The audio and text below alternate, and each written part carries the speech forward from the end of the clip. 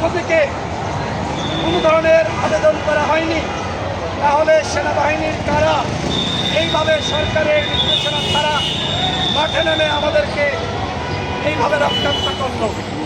গতকাল জিএম কাদের জাতীয় পার্টির কার্যালয়ে অবস্থান করছিলেন, আমরা দেখেছি সেখানে সেনাবাহিনী এবং পুলিশ প্রটোকলে জিএম কাদের বেরিয়ে গেছে। সাংবাদিক ভাইয়েরা যখন ছবি তুলতে যায়, প্রশ্ন করতে যায়, জিএম কাদেরের গুন্ডা বাহিনী তারা সাংবাদিকদের উপরে হামলা করেছে। সাংবাদিকদের আমরা শুনেছি, আমরা কি কোনো সাংবাদিকের উপর হামলা করেছি? আপনারা সাংবাদিক ভাইয়েরা, আপনারা সাক্ষী। আমরা 2018 সালের সংস্কার আন্দোলন থেকে সংগ্রাম করে আসছি।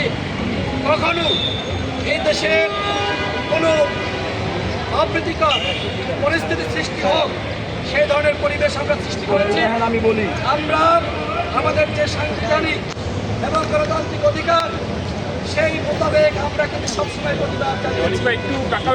আজকে হত্যা চেষ্টা করা হয়েছে। আমরা মনে করছি হত্যার উদ্দেশ্যে পরিকল্পিতভাবে হামলা করা হয়েছে।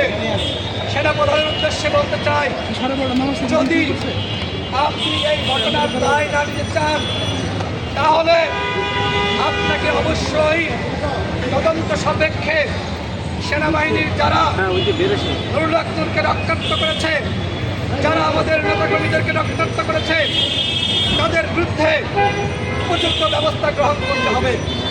এবং একই সাথে আমাদের কার্যালয়ের মধ্যে ঢুকে আপনারা দেখেছেন, ভিডিও প্রকাশিত হয়েছে, বাথরুমের মধ্যে আমাদের নেতাকর্মীরা আশ্রয় নিয়েছে। সেনাবাহিনীর সদস্যরা বন্দুকের নল দিয়ে বাথরুম গুটিয়ে গুটিয়ে ভাঙছে, নেতাকর্মীদেরকে একে একে ধরছে আর তাদেরকে রক্তাক্ত করছে। এই সেনাবাহিনী তো আমাদের সেনাবাহিনী হতে পারে না। এই সেনাবাহিনী প্রতিবাদের সেনাবাহিনী। যারা গতকাল আমার ভাইদেরকে রক্তাক্ত করেছে, তারা কোনোভাবেই গণতন্ত্রের শক্তি হতে পারে না। গণতন্ত্রের পক্ষে যে সকল সেনাবাহিনীর সদস্যরা ছিল, তাদেরকে আমরা শ্রদ্ধা জানিয়েছি, তাদেরকে আমরা সম্মান জানিয়েছি, তাদের বিরুদ্ধে আমাদের কোনো বক্তব্য নাই।